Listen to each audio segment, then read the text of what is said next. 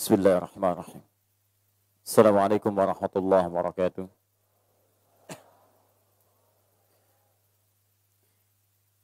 Alhamdulillahi rabbil alamin. Alhamdulillahilladzi khalaqal mauta wal hayata liyabluwakum ayyukum ahsanu amala. Wassalatu wassalamu ala rasulillahin nabiyil karim alladzi istafahu rabbul alamin liyakuna uswatan linnasi ajma'in faqad amila bi ahsani amala. Wa sallallahu alaihi wa ala alihi wa sahbihi wa ummatihi ila yaumiddin wa man wafa. Amma ba'd, fa ya ibadallah, usi nafsi wa iyyakum bitaqwallahi faqad fazal muttaqun, fala tamutunna illa wa antum muslimun. Faqala ta'ala: يا أيها الذين آمنوا اتقوا الله حق تقاته ولا تموتن إلا وأنتم مسلمون. وقال: يا أيها الناس اتقوا ربكم الذي خلقكم من نفس واحدة وخلق منها زوجها وبث منهما رجالا كثيرا ونساء واتقوا الله الذي تساءلون به والأرحام إن الله كان عليكم رقيبا. Saudara-saudariku dan pemirsa Akhir TV dimanapun Anda berada, alhamdulillah hari ini dari sekian kesempatan hidup yang Allah anugerahkan pada kita, alhamdulillah saat ini bisa kita manfaatkan dan kita bisa syukuri dengan mengisi hari ini insyaallah lebih baik daripada hari-hari sebelumnya. Untuk itu kita awali pertemuan kita di duha ini dengan bermohon pada Allah Subhanahu wa taala, semoga ini menjadi titik perubahan dalam kehidupan kita dan semoga hari ini dijadikan oleh Allah Subhanahu wa taala lebih baik dibandingkan dengan hari-hari sebelumnya. Kami diberikan judul atau tema untuk dibahas, hati-hati usia 40 tahun. Masya Allah. Sebetulnya saya agak bingung membahas judul ini, karena saya sampai hari ini masih 33 tahun. Diminta membahas usia 40 tahun. Masya Allah. Tapi tidak mengapalah, kita sampaikan informasi Al-Quran, mudah-mudahan jadi pelajaran untuk kita semua, dan kita bahas dari mulai sebelum 40 tahun, pas 40 tahun, dan lebih dari 40 tahun. Supaya lebih adil bahasan kita. Karena di sini saya perhatikan, ada yang di bawah 40 tahun termasuk saya, ada yang pas 40 tahun, dan banyak yang sudah lebih daripada 40 tahun. Baik, bismillah. Ibu dan bapak sekalian, sebelum kita bahas materi kita harus sepakat dulu pada pernyataan bahwa setiap yang membuat, mencipta sesuatu, maka hukumnya mengatakan ia lebih mengerti, lebih paham tentang apa yang diciptakannya. Yang menciptakan pesawat, membuat pesawat, lebih tahu tentang desain pesawat dibandingkan dengan orang yang hanya sekedar menaikinya. Yang membuat motor, lebih tahu tentang keadaan motor dari bahan sampai akhirnya dibandingkan dengan orang yang sekedar menungganginya. Maka kalau hukum ini kita terapkan dalam kehidupan kita, kita ambil aspek logika yang sama, maka yang mencipta manusia itu lebih tahu tentang keadaan manusia dibandingkan dengan orang yang hanya sekedar mengamati atau menjalani kehidupannya. Sepakat sampai sini? Baik. Jadi kalau Bapak Ibu ingin bertanya tentang keadaan motor, tanyanya pada siapa? Pembuat motor. Kalau Anda ingin bertanya tentang tipikal pesawat, tanya pada siapa? Tanya pada Pak Habibie. Baik. Tapi kalau Anda ingin bertanya tentang manusia, maka Anda akan tanyakan pada siapa? Anda harus kembali berpikir logis, jangan tanyakan pada pembuat pesawat, jangan tuturkan kepada pembuat motor, tapi tanyakan kepada yang menciptakan dia. Dan semua akan sepakat bahwa tidak ada yang menciptakan manusia kecuali yang lebih daripada manusia. Tidak ada yang menciptakan makhluk kecuali apa yang disebut dengan khaliq. Jadi makhluk itu yang tercipta, khalik itu yang mencipta. Penciptaannya disebut dengan khalaq. Di khalaqa proses penciptaannya, makhluk itu wujud yang terciptanya, Khalik itu yang menciptakannya. Dan tidak ditemukan dalam paparan kitab suci yang menyebut dirinya Khalik kecuali Rabbul Alamin, Allah Subhanahu wa taala. Quran surah ke-15 ayat ke-28. Mari kita lihat gambarannya. Wa idz qala rabbuka lil malaika. Ketika Rabbmu Muhammad berfirman pada malaikat, inni khaliq. Saya, kata Allah, khaliq. Allah langsung menyebut dirinya dengan khaliq. Jadi kalau ada bahasa sang khaliq, itu artinya kembali pada Allah Subhanahu wa taala. Inni khaliqun basyara. Inni khaliqun basyara. Sayalah yang akan mencipta basyar, manusia. Saya pernah sampaikan bahkan di tempat ini, manusia di dalam Quran disebut dengan 5 nama. Nama pertama disebut dengan basyar, 35 kali disebutkan dalam Al-Quran. Nama kedua disebut dengan ins, bersanding dengan jin. Jadi ketika jin disebut, insnya muncul. Ya ma'syaral jinni wal ins. Wa ma khalaqtul jinna wal ins. Jadi ketika jin muncul, ins muncul. Pasangan ini disebutkan 18 kali dalam Al-Quran. Tiga kadang disebut dengan insan. Insan. Bahkan ada surahnya, surah ke-76. Al-insan. Hal ata alal insan. Ar-Rahman. Allama al-Quran. Khalaqal insan. Iqra bismi rabbikal ladzi khalaq. Khalaqal insan. 65 kali disebutkan dalam Al-Quran. Di 63 ayat berbeda. Di 43 surah yang tidak sama. Insan. Keempat disebut dengan Bani Adam. Bani Adam. Quran surah 7 ayat 31 misalnya. Ya Bani Adam, khudhu zinatakum inda kulli masjid. Bani Adam. 7 kali disebutkan dalam Al-Quran. Dan yang kelima disebut dengan An-Nas. An-Nas. An-Nas. 241 kali disebutkan dalam Al-Quran. Surah paling favorit, surah An-Nas. Qul a'udhu birabbin nas. Masya Allah.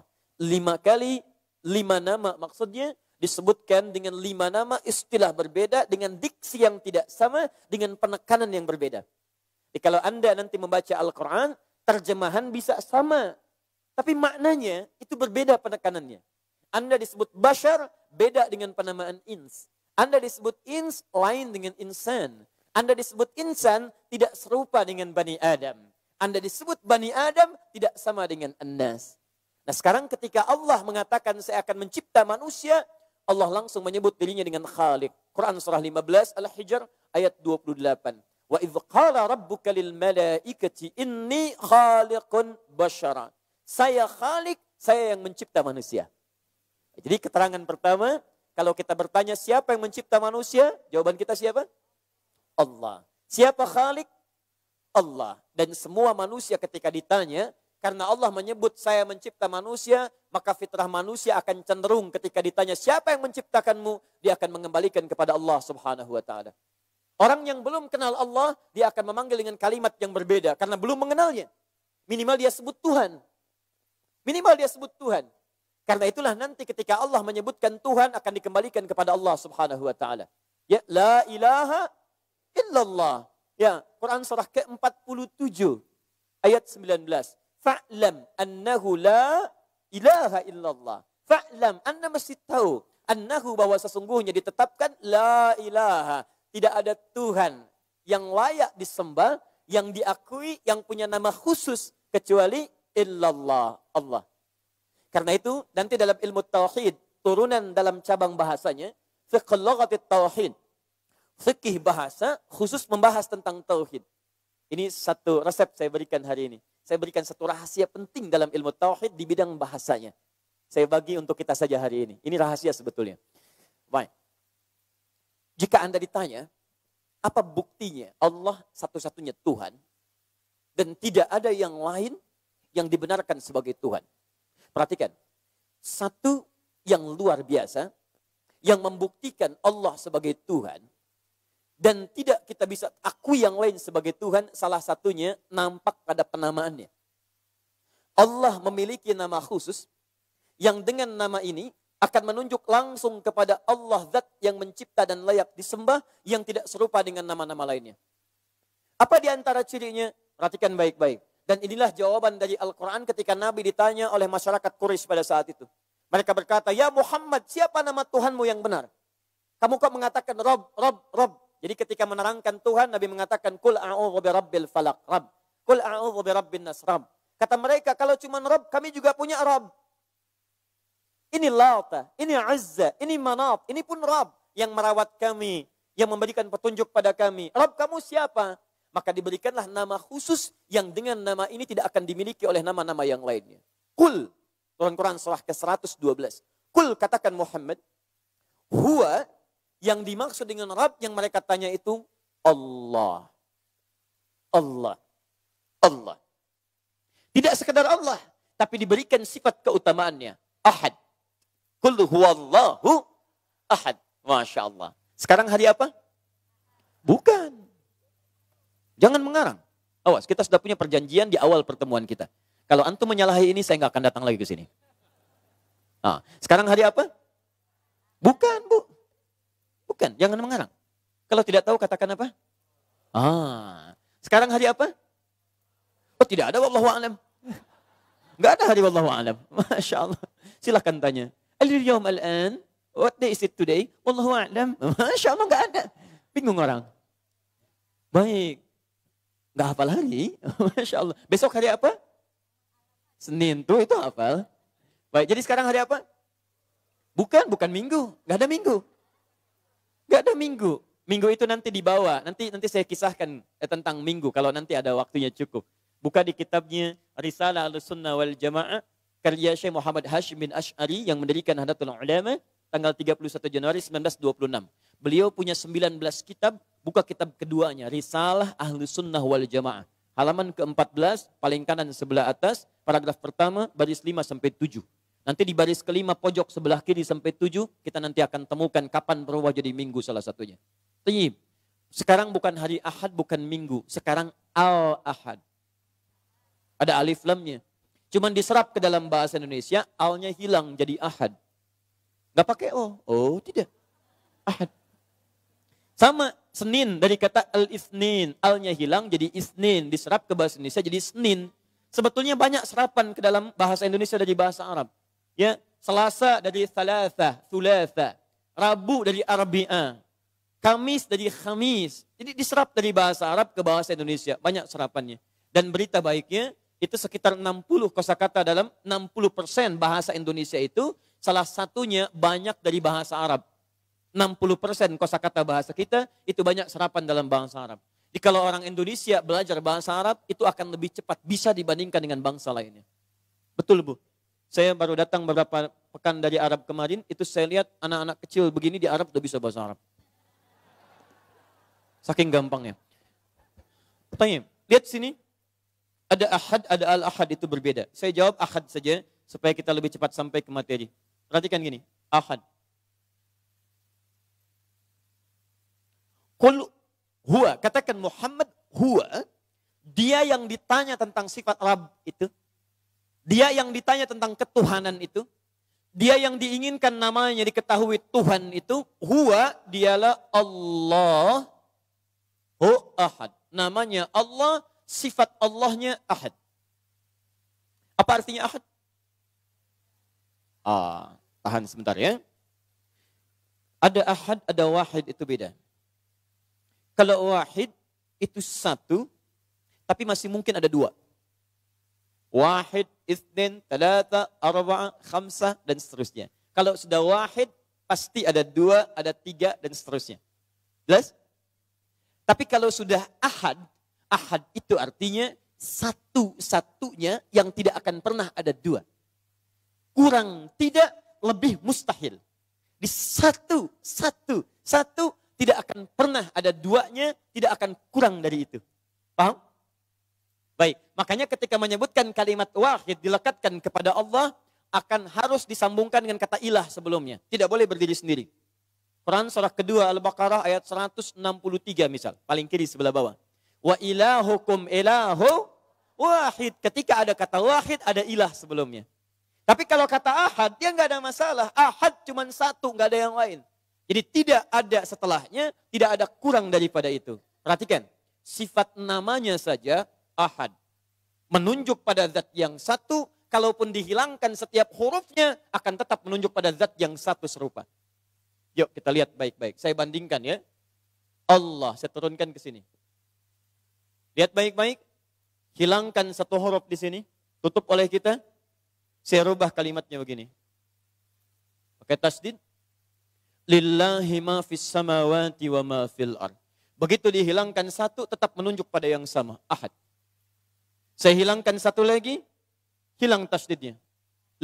Lahu ma fis samawati wa ma fil ard. Lahu mulkus samawati wal ard. Masih menunjuk pada zat yang sama.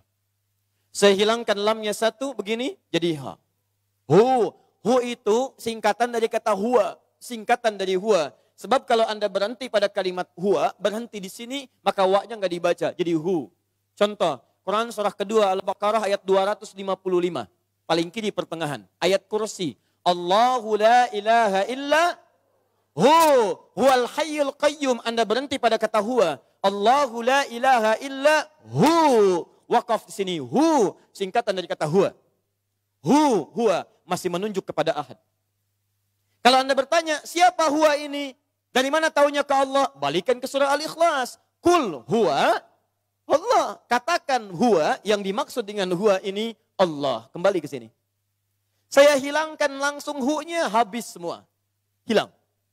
Sesuatu yang hilang, tidak terlihat, tidak nampak disebut dengan ghaib. Quran surah kedua Al-Baqarah ayat ketiga. Alladzina yu'minuna bil ghaib. Masih kembali kepada Allah.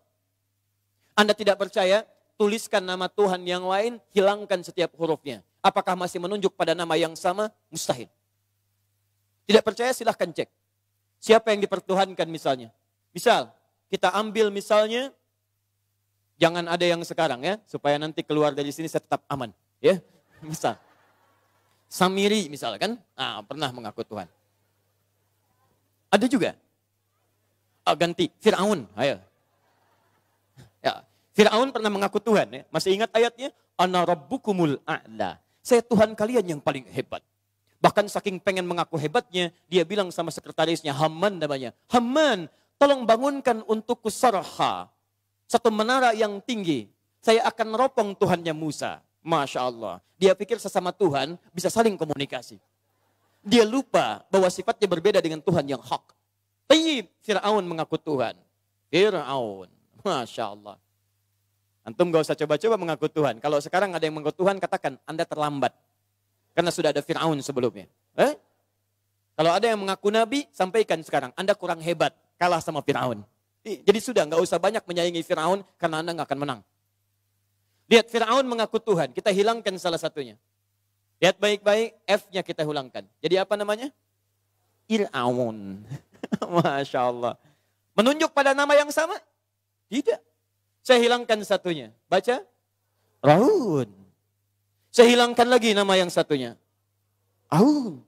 Saya hilangkan a-nya. Jadi apa? Un. Saya hilangkan un-nya. Jadi apa? En. Saya hilangkan n-nya. Jadi apa? Jadi mumi. Habis. Makanya diabadikan oleh Allah. Jasadnya sampai sekarang ingin menunjukkan bahwa ini yang mengaku Tuhan tidak bisa menyelamatkan dirinya sendiri. Hilang setiap hurufnya. Tidak ada nilai ketuhanannya.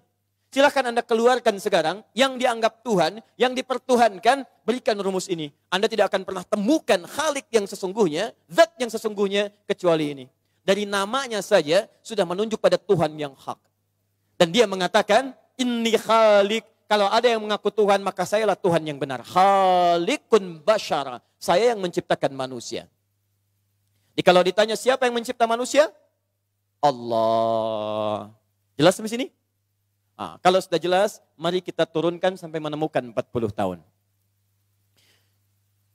Karena Allah yang mencipta manusia, maka ketika Anda ingin mencari keterangan tentang manusia, dari sejak tahapan, etapa kehidupannya dari awal sampai berakhir, maka Anda tidak akan pernah menemukan keterangan yang detil, kecuali keterangan dari Allah Subhanahu wa Ta'ala. Kalau Anda ingin menemukan keterangan dari Allah, maka Anda mesti melacak firman-Nya. Jika Anda ingin mencari firman-Nya, maka tidak pernah akan Anda temukan kecuali yang terkumpul pada Al-Quran. Yang disampaikan pada Nabi Muhammad SAW. Karena itulah Allah tegaskan di Quran surah kedua Al-Baqarah ayat ke-185. Paling kiri pertengahan. Syahrul Ramadan alladzi unzila fihil Quran. Di bulan Ramadan diturunkanlah Al-Quran. Apa isi Al-Quran? Isinya semua firman Allah Subhanahu wa taala yang disampaikan pada Nabi Muhammad sallallahu alaihi wasallam. Seperti Allah berfirman kepada nabi-nabi sebelumnya untuk menyampaikan wahyu pada kalangan umatnya. Dari mana taunya Ustaz kalau Al-Quran firman Allah supaya bisa melacak keterangan tentang manusia? Buka Quran surah keempat An-Nisa ayat 163. Paling kiri sebelah atas. Inna auhayna ilaik. Inna auhayna ilaik. Sungguh kami telah berikan wahyu kepadamu. Kama auhayna ila Nuhin wan nabiyina min ba'di. Seperti kami telah berikan wahyu pada Nuh, rasul pertama, dan nabi-nabi setelahnya. Jadi Allah berikan wahyu sejak dulu banyak rasul Allah turunkan. Rasul, rasul, rasul, rasul. Ada yang nabi tapi bukan rasul. Misal, Nabi Adam rasul atau nabi? Ayo, nabi atau rasul? Yang nabi angkat tangan. Yang nabi. Banyak nabi di sini, Masya Allah. Nabi ini. Agak repot saya hari ini, Masya Allah. Sudah setengah jam saya terangkan, ada nabi di sini, luar biasa. Saya permisi Pak ya. Ada nabi. Luar biasa. Yang rasul? Oh, ada satu di belakang. Nabi Adam itu alaihi salam nabi bukan rasul. Nabi bukan rasul. Nabi seorang yang mendapat bimbingan dari Allah untuk pribadi dan yang terdekatnya. Tidak diberikan kepada umat. Rasul seorang yang mendapat bimbingan petunjuk dari Allah untuk ditebarkan, diajarkan pada umatnya. Kenapa Nabi Adam bukan rasul? Karena saat Adam turun gak ada umat. Yang ada cuma Adam dan istrinya. Baik ya. Setelah itu baru di masa Nuh alaihissalam diutus oleh Allah Nabi Nuh menjadi rasul karena sudah ada kalangan umat yang mulai menjauh dari Allah Subhanahu wa taala. Karena itulah rasul pertama bernama Nuh alaihissalam. Saat Nabi Nuh menjadi rasul diturunkan wahyu dari Allah kepada beliau untuk membimbing umat. Inna awhayna ilaika kama awhayna ila Nuhin. Dari Nabi Muhammad sallallahu alaihi wasallam sampai ke zaman Nabi Nuh alaihissalam ada kisaran 37 generasi, 36 sampai 37. Muhammad bin Abdullah bin Abdul Muttalib bin Hashim bin Abdul Manaf bin Qusay bin Murrah bin Kilab bin Ka'ab bin Ghalib bin Fihr bin Malik bin Nadar bin Kinana bin Khuzaimah bin Mudrikah bin Ilyas alaihissalam bin Nizar bin Mudar bin Ma'ad bin Adnan bin Addi bin Adri bin Muqawwam bin Nahur bin Tarikh bin Ya'rub bin Yasjub bin Nabit bin Ismail alaihissalam bin Ibrahim alaihissalam bin Azar atau bin Nahur bin Abir bin Kinan bin Arfakhshad bin Sam bin Nuh alaihissalam. 37 generasi. Bin Mihlail Matushala bin Kinan bin Anwas bin Tis bin Adam alaihissalam. Nabi Nuh menerima wahyu, nabi-nabi setelahnya menerima wahyu, nabi terakhir Muhammad SAW menerima wahyu. Wahyunya disebut dengan Al-Quran kumpulannya. Turun di bulan Ramadan, turun ayat ke-185 surah kedua. Syahrul Ramadan alladzi unzila fihil Quran. Jadi kalau Anda sampai sekarang ingin mencari di mana keterangan firman Allah, di mana saya ingin mencari tentang hakikat diri saya sebagai manusia, temukan dalam Al-Quran wahyu yang diturunkan oleh Allah kepada Rasul yang terakhir. Jelas sampai sini? Kalau sudah paham sampai sini, sekarang baru kita turunkan turunan materinya. Saya mohon izin untuk memperlambat uraiannya sehingga mudah kemudian kita cerna dan kita pahami. Sepakat sampai sini? Baik. Jadi ini baru muqaddimah, sekarang baru mulai materinya. Bismillah. Saya hapus dulu ya. Baik. 1. Iya Bu ya, saya tidak sampaikan lagi. Datang sendiri, terangkan sendiri, tulis sendiri, hapus sendiri. Masya Allah. Luar biasa. Iya ya. Bismillah. Fokus. Kita turunkan keterangan tentang manusia dulu. Sampai menemukan 40 tahun. Setelah itu baru kita turunkan turunan amalnya. Apa yang wajib hati-hati. Apa yang harus kita kerjakan. Apa yang kita akan bawa pulang. Baik, bismillah. Mohon izin saya tulis agak cepat. Nanti saya terangkan dengan sedikit lebih lambat. Sepakat? Alhamdulillah. Ibu kelihatan? Belum saya tulis. Bagaimana bisa kelihatan? Ibu kenapa hari ini? Sudah ngaku Nabi, udah kelihatan luar biasa. 1, Quran, surah ke-15 ayat ke-28 dicipta sebagai manusia. Kemudian diperkenalkan sebagai khalifah, Quran surah kedua ayat 30. Diberi nama dengan Adam, Quran surah kedua ayat 31. Diminta malaikat hormat, Quran surah kedua ayat 34. Dimasukkan ke surga sementara, Quran surah kedua ayat 35. Diturunkan ke bumi, Quran surah kedua ayat 36. Diberi keterangan bahwa bumi itu sementara. Diberikan petunjuk, Quran surah kedua ayat 38, paling kanan sebelah atas. Baik, setelah turun, kemudian keturunannya pun dihadirkan, Quran surah ke-4 ayat pertama. Keturunannya menyebar, daerah-daerah yang berbeda, Quran surah ke-49 ayat 13. Ini fitrah dalam kehidupan yang berpasangan, Quran surah ke-51 ayat 49. Kemudian ini saling mengenal, 10. Terjadilah kemudian saling pengenalan, mau masuk ke lamaran, Quran surah ke-4 ayat ke-4. Terjadi pernikahan yang legal, Quran surah ke-30 ayat ke-21. Kemudian sampai terjadi langsung saja ke fase rumah tangga, masuk fase kehamilan, Quran surah ke-7 ayat 189. Bagaimana suasana di dalam kandungan, 13. Quran surah ke-22 ayat ke-5. Dijelaskan lagi di Quran surah ke-23 ayat 12 sampai dengan ayat ke-16-nya. Kemudian sampai kelahirannya diberikan ASI, Quran surah kedua ayat 233. Sampai dia tumbuh, masuk ke fase pendidikan dini, Quran surah ke-31 ayat 13 sampai dengan 19. Kemudian dia masuk ke fase remajanya, pendidikannya di Quran surah ke-12 Yusuf, kita ambil surah ayat ke-4 sampai dengan ayat 29 saja. Kemudian dari sini terus berkembang sampai masuk ke fase usia 40 tahun. Langsung saja. 17. 40 tahun kita ambil di Quran surah ke-46 ayat ke-15. Dari sini ada 5 amalan yang harus disampaikan. Pertama, banyak berdoa. Doanya nanti terkait juga dengan orang tua, kita turunkan doanya, Quran surah ke-17 ayat 23 bisa sampai ayat 27-nya. Kalau agak malas berdoa, bayangkan tentang ini, Quran surah ke-31 ayat ke-14 paling kiri sebelah atas. Kemudian setelah itu aslih lidzurriyyati, yang kedua untuk keturunan. Visinya adalah mengajak semua keturunan ke surga, Quran surah ke-52 ayat 21, disambut di surga oleh para malaikat, Quran surah ke-13 ayat 23 sampai dengan 24. Bagaimana menyiapkan ini ke surga, dipilih dulu surga mana yang akan menjadi targetnya. Ada surga pertama di Quran surah ke-4. Di ayat kita ambil misalnya ayat 69 dulu, 63 dulu. Kemudian setelah itu yang kedua di Quran surah ke-51 ayat 15 sampai dengan 23 amalannya. Kemudian setelah itu diambil di Quran surah ke-3 ayat 133 sampai 134. Atau ambil yang level biasa di Quran surah ke-2 ayat 25. Nanti amalannya kita turunkan. Setelah itu kita hapus dulu. Baik. Selanjutnya kita turunkan. Setelah ini tubtu ilaik, kemudian tubtu taubat. Saya turunkan lagi. Amalan taubat kita turunkan Quran surah ke-66 ayat ke-8, taubatnya harus taubat nasuha. Cara taubatnya ada di Quran surah ke-4 An-Nisa ayat 17 sampai 18. Sampai taubat itu dicintai oleh Allah Subhanahu wa taala di akhir surah ke-2 ayat ke-222, akhir ayatnya. Kalau Anda benar-benar taubat, maka akan dicintai Allah, cinta bisa menggugurkan dosa. Quran surah ke-3 ayat ke-31. Kesalahan juga bisa dihapuskan, kita turunkan lagi.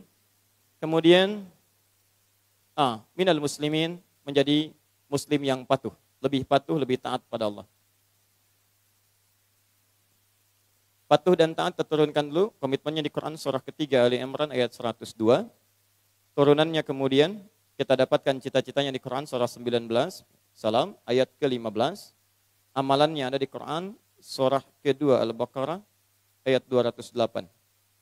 Paling kiri agak sedikit ke bawah. Tafsir ini kita temukan nanti di hadis riwayat Muslim.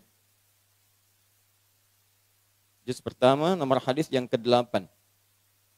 Riwayat Umar bin Khattab radhiyallahu taala anhu. Di sini ada 5 amalan kalau ingin mempertahankan ini sampai wafat. 1, 2, 3, 4, 5. Baik, yang pertama dapatkan di Quran surah kedua Al-Baqarah ayat ketiga, turunannya nanti di ayat Quran surah ke-17 ayat ke-78. Kemudian terturunkan lagi yang Oh, ini syahadat dulu, maaf. Quran surah ke-47 ayat 19, kemudian Quran surah ke-17 langsung saja ayat 78, kemudian Quran surah ke-2 Al-Baqarah ayat ke-43, Quran surah ke-2 Al-Baqarah ayat 183, yang kelima Quran surah ke-2 Al-Baqarah ayat 196 sampai 203. Pas. Ini materi kita.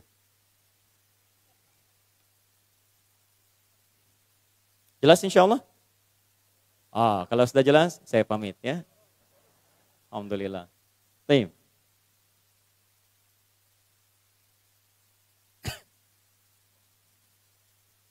Sudah? Ada satu lagi yang belum saya turunkan, saya masukkan di doa nanti ya. Jadi ini kelihatannya 4 tapi isinya 5 sebetulnya. Baik. Bismillahirrahmanirrahim. Kita mulai materi kita.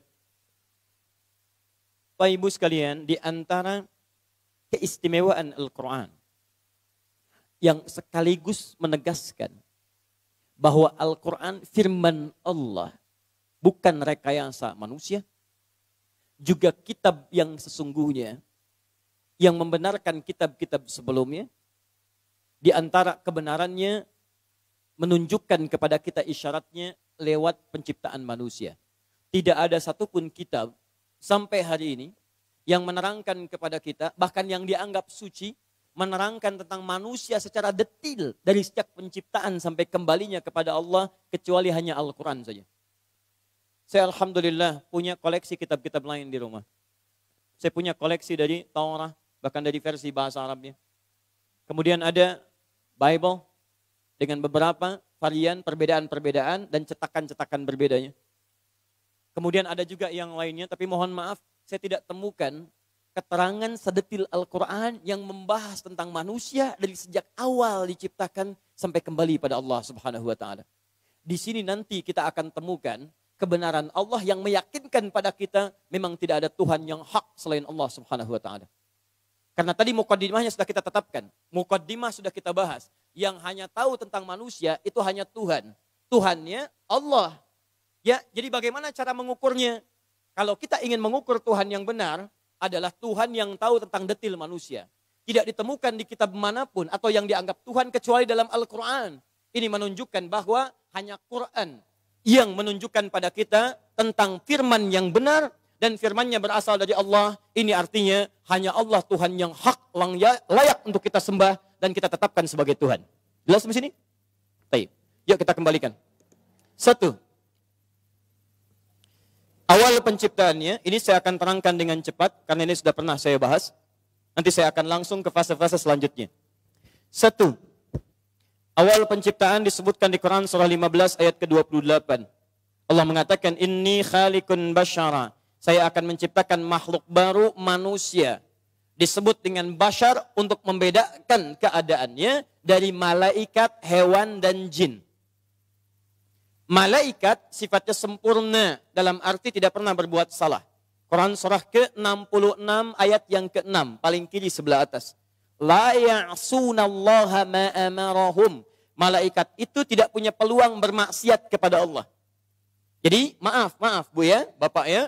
Kalau kita ingin bertanya makhluk mana yang tidak pernah berbuat salah, namanya malaikat. Jelas? Baik, jadi kalau Bapak Ibu tidak pernah berbuat salah dalam hidup, Bapak Ibu namanya malaikat. Nah, sepanjang Anda yakin Anda bukan malaikat, berarti Anda punya peluang berbuat salah. Paham? Baik.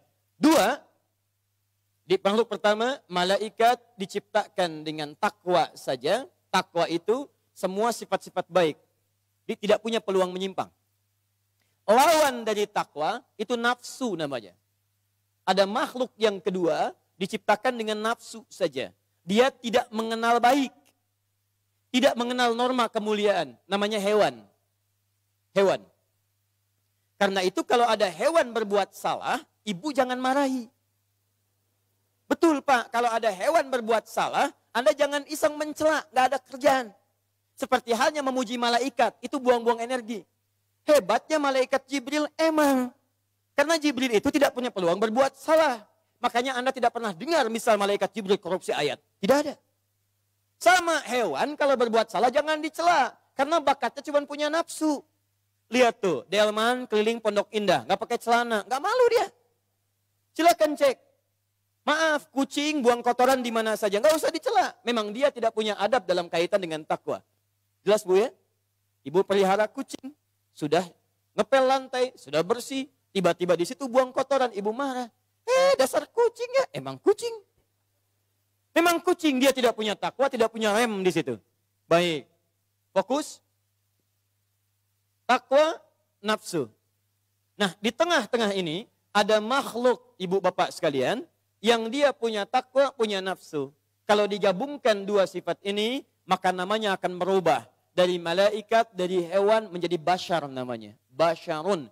Singkatnya bashar itu makhluk tampak yang terlihat yang menggabungkan dua sifat antara takwa dengan nafsu. Ini. Di manusia ketika diciptakan oleh Allah, diperkenalkan dengan nama bashar, menunjukkan kesan bahwa dalam dirinya ada potensi takwa, cenderung pada kebaikan. Saat yang sama dia bisa berbuat salah dengan nafsunya. Paham? Jadi jangan kaget kalau saat bersamaan, misal Anda ada dorongan yang baik, dorongan yang buruk. Selalu begitu. Ada potensi jujur, ada lawannya dusta. Ada kemudian potensi tawadhu, rendah hati, ada lawannya sombong. Ada potensi sabar, ada juga potensi marah, komplit dalam diri kita. Karena itu jangan pernah heran kalau Anda dengar suara adzan, Allahu Akbar, Allahu Akbar. Pernah ada getaran dalam hati? Cepat siap-siap, sudah adzan. Pernah begitu? Itu takwa namanya. Setelah adzan selesai, la ilaha illallah, tiba-tiba ada suara, tenang, baru adzan, belum qomat. Pernah ada bisikan itu? Itu nafsu namanya dorongannya. Manusia disebut dengan bashar karena menggabungkan dua sifat ini. Baik, perhatikan baik-baik. Apa bedanya kemudian dengan jin? Dengan setan, dengan iblis? Perbedaannya pada kontrol nafsunya. Iblis itu nafsunya lebih dominan dibandingkan dengan takwanya. Karena iblis pernah bertakwa. Cuman sayang karena nafsunya sangat dominan, tertutup semua takwanya, dilebur oleh nafsunya. Datanglah murka Allah sampai dengan kiamat dan abadi dalam neraka jahanamnya. Dari mana membuktikan itu Ustaz? Quran surah ke-18 ayat ke-50. Paling kanan pertengahan. Wa idh qulna lil malaikati isjudu li Adam fasajadu illa iblis. Saat kami firmankan kepada malaikat dan jin yang ada di sekitarannya, sujud hormat pada Adam. Semua hormat karena taat pada perintah Allah Subhanahu wa taala. Illa iblis, kecuali iblis. Siapa iblis ini? Lihat baik-baik. Kana minal jinni fa fasaqa an amri rabbi. Iblis ini awalnya termasuk kalangan jin. Jadi asal dari iblis, asalnya jin. Kana minal jinni. Jin yang apa? Fafasaqa an amri rabbi. Jin yang tiba-tiba fasik, keluar dari ketaatan kepada Allah Subhanahu wa taala. Lawan dari fasik itu taat. Lawan fasik itu taat, Pak. Lawan fasik itu taat. Jadi sebelum dia fasik, dia itu taat. Jin ini taat kepada Allah. Cuman sayang ketika Adam diciptakan, diberikan kelebihan, dia nggak mau nerima kelebihan itu. Ketika diminta hormat kepada Adam atas perintah Allah, dia katakan, lihat baik-baik, Quran surah kedua ayat 34. Aba wastakbar. Dia enggan, istakbar, dia sombong. Apa yang dia katakan? Quran surah 7 ayat 11 sampai 13. Ana khairun minhu. Khalaqtani min narin wa khalaqtahu min tin. Saya lebih hebat dibandingkan dia. Tidak level. Yang diciptakan lebih tinggi dari api, sujud hormat kepada yang diciptakan lebih rendah dari tanah. Ketika dia tidak mau sujud karena kesombongannya, sombong itu baik atau buruk? Buruk. Tawadhu, rendah hati, baik atau buruk? Baik. Sekarang perhatikan baik-baik ya. Perhatikan baik-baik. Kalau ada yang baik, menutup yang jelek. Maka dalam bahasa Arab, akar katanya berakal dari kata labisa. Lam, ba, sin. Menutup yang baik, menutup yang buruk. Ada yang baik, menutup yang buruk. Karena itu pakaian dalam bahasa Arab disebut dengan libas namanya. Libasun. Libasun. Kenapa disebut dengan libas? Karena pakaian ini menutup bagian tubuh kita yang dianggap buruk tampil keluar. Makanya disebut aurat. Aurat itu terbuka. Sesuatu yang terbuka ditutup, kita nggak mau terbuka. Sesuatu yang baik menutup yang buruk disebut dengan libas. Kalau kita balik hurufnya, ba-nya didahulukan. Ba, lam, sin. Jadi balasa. Itu artinya salah satu maknanya, maaf, yang buruk menutup yang baik. Kalau ada yang baik-baik ditutup oleh yang buruk, maka didahulukan baknya dari labisa jadi balasa. Kalau melekat pada pemiliknya, maka berubah kalimatnya dari balasa jadi iblis. Kenapa iblis disebut dengan iblis? Karena pada saat itu dia tertutup oleh sifat-sifat buruknya, sombong. Begitu ditutup oleh sifat sombong, hilang semua sifat takwanya. Hilang. Maaf, diminta sujud, tidak mau. Diminta hormat, tidak mau. Dan hebatnya, ketika salah, Allah berikan peluang untuk tobat pun, dia tidak mau tobat juga. Dia tidak mau tobat. Perhatikan bedanya dengan Adam. Adam punya takwa, Adam punya nafsu. Adam berbuat salah. Ketika salah melanggar larangan Allah untuk makan buah khuldi itu, diberikan kesempatan tobat. Quran surah kedua ayat 37, paling kiri sebelah bawah. Fatalaqqa Adamu min rabbihi kalimatin fataba alaihi. Adam masih mau tobat. Bedanya dengan iblis, maaf, diberi kesempatan tobat, dia malah mengajukan proposal kepada Allah. Ya Allah, saya ingin buktikan memang saya lebih hebat dibandingkan Adam. Berikan saya kesempatan untuk menggoda Adam yang dikatakan lebih hebat daripada saya itu. Dengan menggoda ini, saya akan buktikan kepadamu, saya memang lebih unggul dibandingkan dengan Adam. Perhatikan, ketika nafsu menguasai dirinya, tertutup keadaan dirinya, takwanya hilang dalam pandangan Allah Subhanahu wa taala, yang muncul semua keburukannya. Maka diancamlah oleh Allah dengan neraka jahanam sampai akhir kehidupannya. Di pertama, kenapa kita disebut dengan bashar? Ibu bapak mesti tahu baik-baik bahwa dalam diri kita akan ada dua peluang. Satu, peluang jadi orang baik. Yang kedua, peluang nafsu yang bisa menyamakan kita dengan hewan. Kedua, kita beda dengan malaikat, tidak sama dengan hewan. Plus tidak serupa dengan iblis. Jadi kalau ada di antara kita, maaf, orang yang misalnya tidak pernah mau berbuat baik dalam kehidupan, maka dia sedang dikuasai oleh iblis. Karena hakikatnya dia bukan iblis, tapi masuk nilai-nilai iblis dalam kehidupannya. Paham? Sudah, ini satu saya bahas. Agak cepat.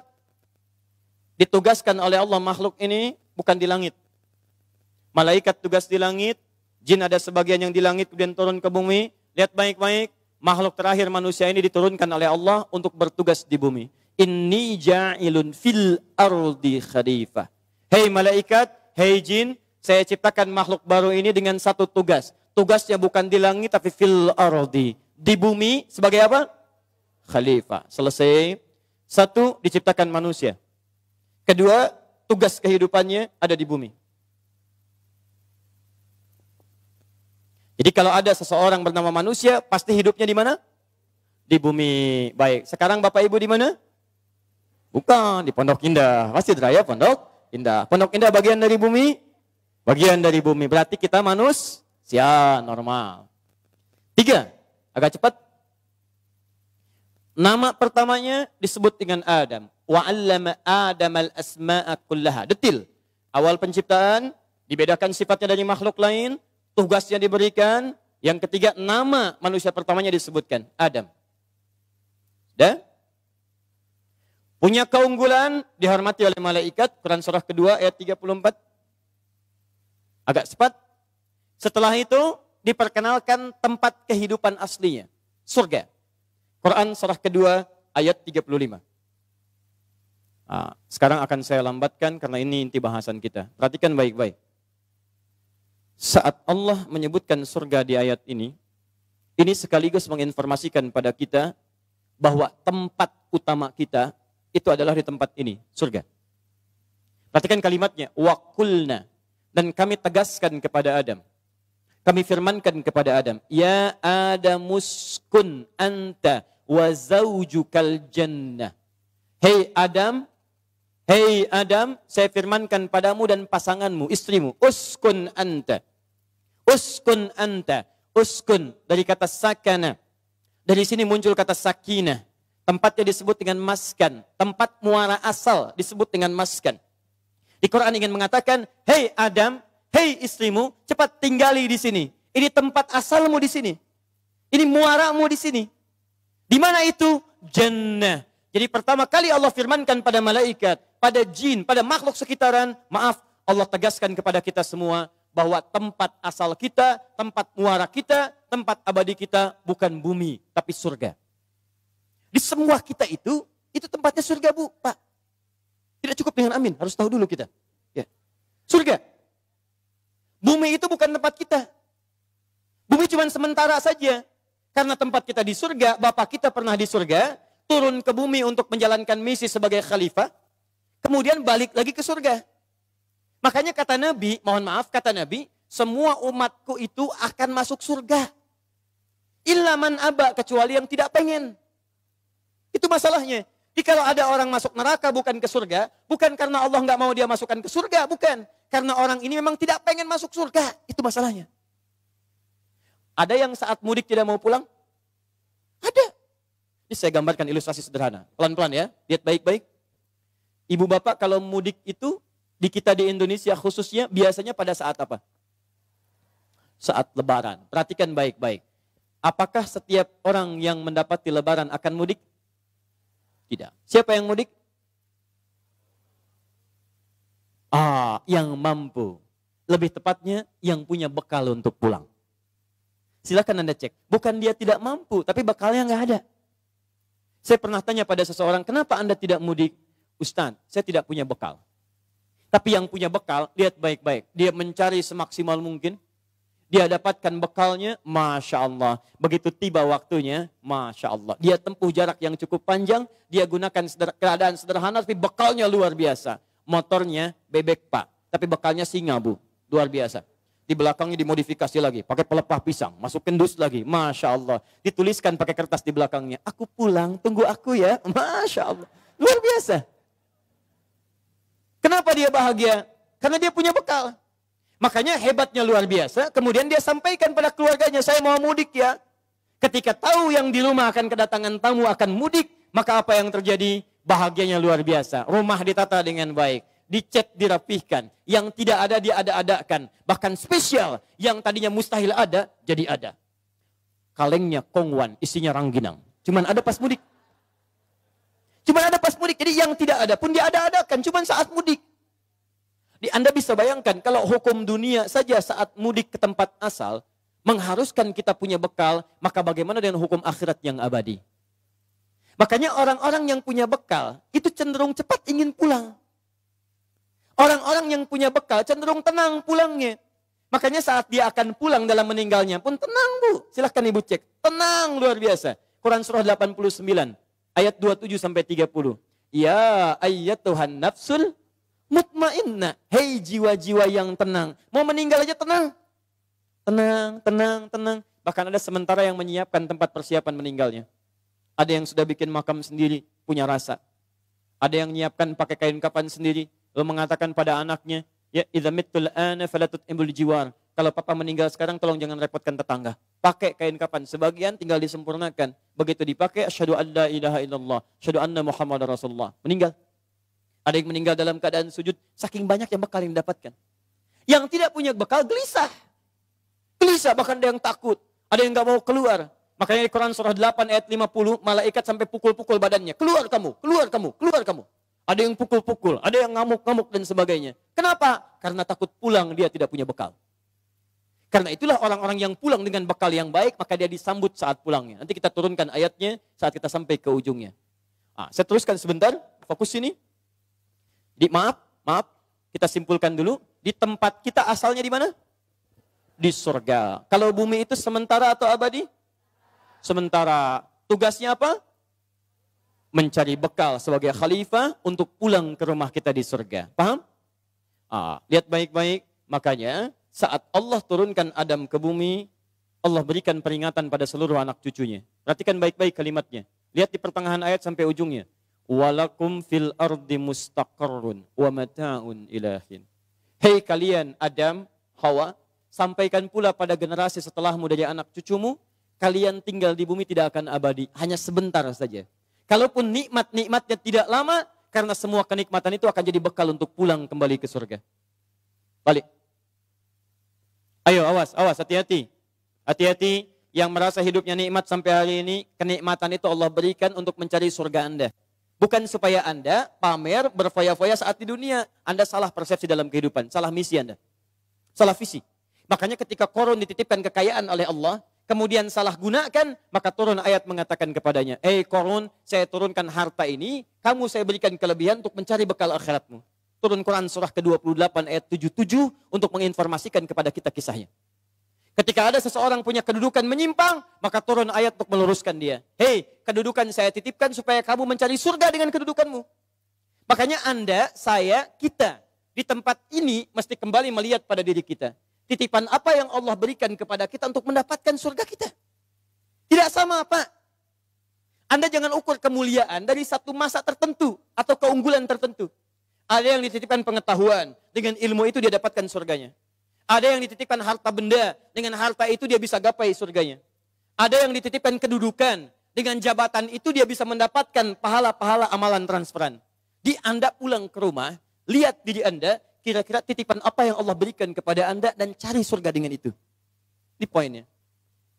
Baik, secara singkat, Adam, Hawa turun ke bumi dengan bekal ini, lalu diberikan petunjuk supaya tidak lalai dalam kehidupan. Petunjuknya di Quran surah kedua ayat 38. Setiap berganti generasi keturunan Adam, maka petunjuk diperbarui, dilengkapi sesuai dengan kebutuhan umatnya. Cepat, saya tutup yang ini. Sampai tibalah semua Adam, Hawa meninggal, tapi meninggalkan keturunan. Ya, Quran surah keempat, ayat yang pertama. Ya ayyuhan nas. Hei manusia, kalimatnya sudah menggunakan nas. Kalau disebutkan nas, berarti menunjuk manusia dalam bentuk komunitasnya. Saya ulang, kalau disebutkan kalimat nas, itu menunjuk manusia dalam bentuk komunitas yang banyak. Ya ayyuhan nas ittaqu rabbakumul ladzi khalaqakum min nafsin wahidah, Adam. Wa khalaqa minha zawjaha, Hawa. Wa batha minhuma rijalan katsiran wa nisaa, kita keturunan Adam sampai dengan kiamat. Singkatnya ayat ini ingin mengatakan, setelah Adam meninggal, Allah Subhanahu wa taala kemudian menghadirkan keturunan dari generasi Adam dan Hawa. Mereka menyebar, jumlahnya cukup banyak, dan maaf, terdiri dari laki-laki dan perempuan. Muncul Quran surah 49 ayat 13 untuk menegaskan. Ya ayyuhan nasu, hei manusia, inna khalaqnakum min dzakarin wa untha. Kami ciptakan kalian dari laki-laki dan perempuan. Wa ja'alnakum syu'uban wa qabail. Dan kami tempatkan kalian di tempat-tempat yang berbeda, komunitas yang tidak sama, dan suku-suku yang tidak sama. Ayat ini ingin menegaskan setelah Adam meninggal selesai, maka yang meneruskan fungsi sebagai khalifah, keturunan-keturunan yang menyebar di setiap tempat yang berbeda-beda. Ada laki-laki, ada perempuan. Maaf, saya pertajam dulu di titik ini. Ada laki-laki, ada perempuan. Perhatikan baik-baik, kata Al-Quran, kalau generasi ini ingin langgeng diteruskan, dengan menghadirkan generasi yang baru, maka yang laki-laki dan perempuan ini kemudian kami pasangkan. Laki-laki, perempuan. Kami pasangkan jadi satu dengan cara yang telah kami atur. Dan diberikanlah itu sebagai fitrah kehidupan. Muncul Quran surah ke-51 ayat 49. Wa min kulli syai'in khalaqna zawjaini la'allakum tadhakkarun. Dan semua yang kami ciptakan, awas, kami ciptakan berpasangan supaya dia sadar bahwa hanya Allah yang tidak punya pasangan. Baik, pasangan manusia itu apa? Laki-laki dan perempuan. Awas, jangan sampai tertukar. Sepanjang namanya manusia, maka dia tercipta kalau tidak laki-laki apa? Perempuan. Pasangan laki-laki apa? Perempuan. Pasangan perempuan apa?